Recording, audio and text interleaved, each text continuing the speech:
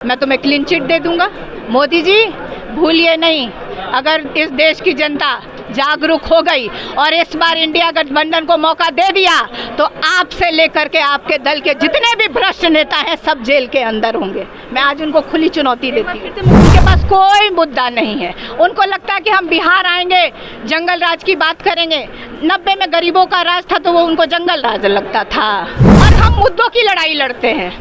हम बेरोजगारों के लिए लड़ रहे हैं, हम किसानों के लिए लड़ रहे हैं, हम जो महंगाई हो गई हम महिलाओं के लिए लड़ रहे हैं। क्योंकि जनता त्रस्त हो गई है, जनता त्रस्त हो चुकी है, जनता त्रस्त हो चुकी है। हमारे ऊपर आरोप लगाते हैं परिवारवाद का। जमुई गए थे 4 तारीख को प्रधान, हाँ, दामाद के लिए वोट मांग रहे थे, वहाँ मुंह नहीं खुला परिवारवाद का। भारतीय जनता पार्टी एनडीए के पास कोई मुद्दा ही नहीं है, क्योंकि प्रधानमंत्री के हर एक चुनाव में उनके मुद्दे बदल जाते हैं। उनको लगता है कि जनता बेवकूफ़ है, थोड़ी कम पढ़ी लिखी भी हो सकती है, लेकिन उसको पॉलिटिकल नॉलेज आपसे 10 गुना ज़्यादा है। मोदी जी ने बिल्कुल सही कहा, लेकिन वो गलत बोल गए। सारे भ्रष्ट नेता जाकर के एनडीए में हैं। देखिए, तैयारी यही है कि इस बार देश बचाना है, संविधान बचाना है, क्योंकि देश, मोदी जी आप भूल गए, इलेक्ट्रल बॉन्ड को भूल गए। किस तरह से पूंजीपतियों के यहाँ, किस तरह से बिजनेस हाउसों में आप रेट डलवा के ईडी की, सीबीआई की, इनकम टैक्स से, और उनको बचाने के लिए कहा जाता है कि चंदा दो, पहले मुझे चंदा दो। इस बार फिर से पाटलिपुत्रा से चुनाव जो है वो राजद ने मीसा भारती पर विश्वास करके उनको दिया है। और इस बार जब मीसा भारती से पूछा गया कि क्या मुद्दा रहेगा चुनाव लड़ने का, तो वो क्या कुछ कहती नजर आ रही है, पहले आप उनको सुनिए। फिर से पाटलिपुत्र से चुनाव लड़ने वाली है, इस बार क्या खास तैयारियां हैं? देखिए, तैयारी यही है कि इस बार देश बचाना है, संविधान बचाना है, क्योंकि देश, आप जिस तरह से ये लोग कह रहे हैं 400 पार, अगर ये इनका, अभी आपने देखा एक सोशल मीडिया पे सब जगह बहुत एक वीडियो वायरल हो रहा है, किस तरह से ये लोग बोल रहे हैं कि हम जब 400 सीटें जीत लेंगे, हम एकदम मेजॉरिटी में होंगे, तो अब इस संविधान, बिल्कुल कॉन्फिडेंस के साथ ये लोग कह रहे हैं। जो भी नेता वो मीटिंग में थे, जो लोग, मैं उनको नाम से और चेहरे से तो नहीं पहचानती, बट जो मैंने वीडियो देखा उसमें यही कहा जा रहा था कि हम बदल देंगे, शायद चुनाव भी ना हो, और हमारा जो अधिकार है वोट देने का वो भी शायद छिन जाए। तो इसलिए हम लोग कह रहे हैं, सब जगह हम जितने भी 40 सीट पे इंडिया गठबंधन के लोग लड़ रहे हैं, उनको यही कह रहे हैं कि आप लोग, सब लोग अपने क्षेत्र में इस बात की चर्चा करें, क्योंकि इनके पास कोई मुद्दे ही नहीं है। भारतीय जनता पार्टी एनडीए के पास कोई मुद्दा ही नहीं है, क्योंकि प्रधानमंत्री के हर एक चुनाव में उनके मुद्दे बदल जाते हैं। उनको लगता है कि जनता बेवकूफ़ है, जनता पढ़ी लिखी नहीं है, जनता समझती नहीं है। लेकिन मैं प्रधानमंत्री जी को चेता देना चाहती हूँ, प्रधानमंत्री जी, बिहार की जनता थोड़ी कम पढ़ी लिखी भी हो सकती है, लेकिन उसको पॉलिटिकल नॉलेज आपसे 10 गुना ज़्यादा है। यहाँ एक एक बच्चा को भी नॉलेज है पॉलिटिकल। जम्मू में आए हुए थे प्रधानमंत्री, उन्होंने कहा कि जो सारे भ्रष्ट नेता है इंडिया गठबंधन का जिक्र करते हैं, वो सारे एक हो गए हैं सिर्फ एक मोदी को हराने के लिए। मोदी जी ने बिल्कुल सही कहा, लेकिन वो गलत बोल गए। सारे भ्रष्ट नेता जाकर के एनडीए में हैं। हर एक दलों के नेता को उन्होंने अपने दल में इकट्ठा करा लिया है। पता नहीं कौन सा सर्टिफिकेट, कौन सा उनके पास डिटर्जेंट पाउडर है, कौन सा डिटर्जेंट पाउडर वो छिड़क, मतलब उसमें डाल देते हैं कि वो लोग बिल्कुल। आप देखिए, जब इस देश का, जिसको केजरीवाल जो कहा गया था उस समय आम आदमी पार्टी के एक मुख्यमंत्री को जेल में डाल दिया गया, तो आप इसी से अंदाज़ा लगाई ना।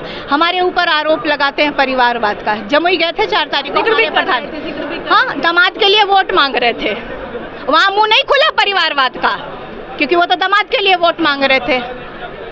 तो उनको, हम बेटियों से क्या डर रहे हैं, वो हम बेटियों को क्यों परिवारवाद कह रहे हैं? दामाद क्या परिवार भी, क्या कहा, जो जमीन लेकर के नौकरी देते वो क्या बिहार का भला करेंगे? बिल्कुल बिल्कुल।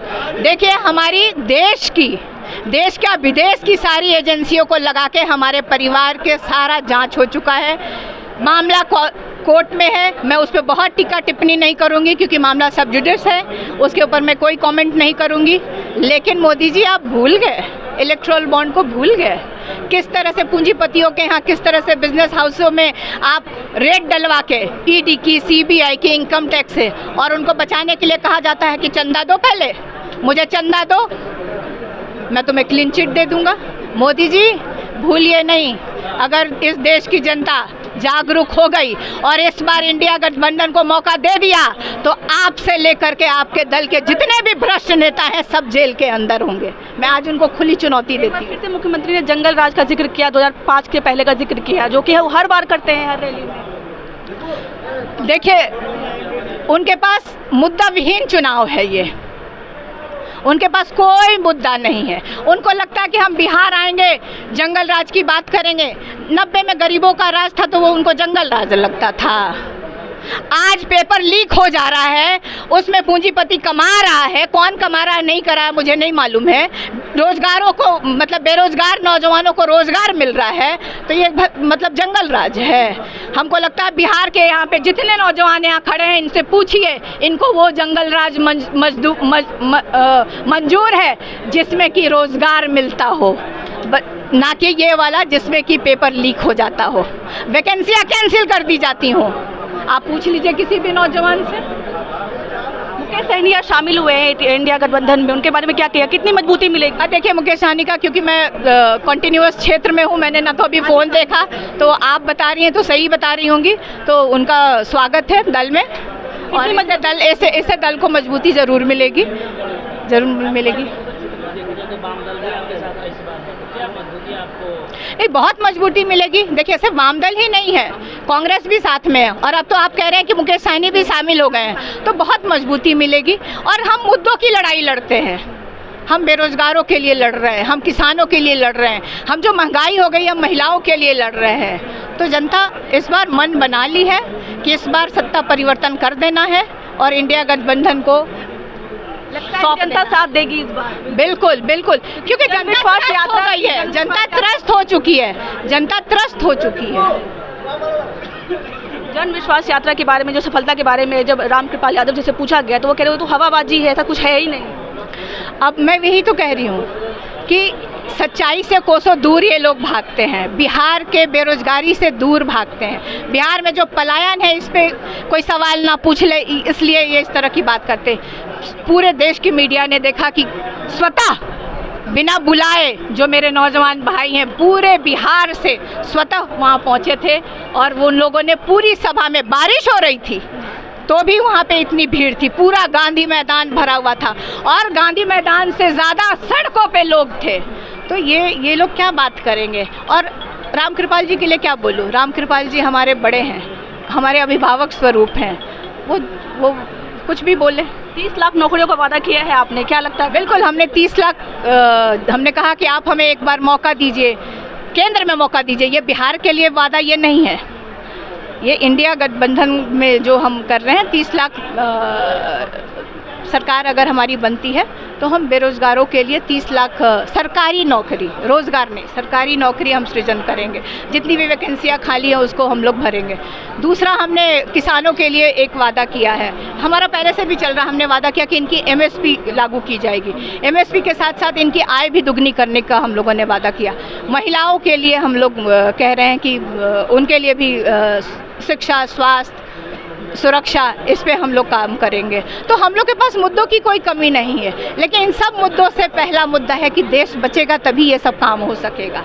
देश बचाना है, संविधान बचाना है, ये इसकी लड़ाई है। इस बार ये आर और पार की लड़ाई है और इसमें बिहार का एक एक नौजवान, एक एक अभिभावक, एक एक महिलाएं इंडिया गठबंधन के नेताओं का साथ देगी और 40 का 40 सीट में जिता करके भेजेगी। तो आपने सुना कि मीसा भारती ने कहा कि हमें इस बार जो मुद्दा है वो रोजगार का मुद्दा है और सबसे बड़ी जो बात ये है कि हमें बीजेपी से देश को बचाना है, क्योंकि जो बीजेपी है वो संविधान ख़त्म कर रही है, देश को ख़त्म कर रही है और धीरे धीरे हम जो है तानाशाही की ओर हैं। अब फिर उनसे प्रधानमंत्री के बारे में पूछा गया, जो कल जमुई में उन्होंने जो सभा की है, क्योंकि वो जो प्रधानमंत्री कहते नज़र आए हैं कि सारे जो भ्रष्टाचारी हैं वो एक हो गए हैं। जब उनसे इस सवाल को लेकर पूछा गया तो वो कह रही हैं कि ठीक है, वो ठीक कह रहे हैं, लेकिन किस तरीके से कह रहे हैं। सब एक तो हुए हैं लेकिन मोदी को हटाने के लिए नहीं, देश को बचाने के लिए एक हुए हैं। बाकी आपकी क्या राय है इस वीडियो पे, हमारी कोशिश आपको कैसी लगी आप मुझे बताइएगा। तब तक के लिए धन्यवाद।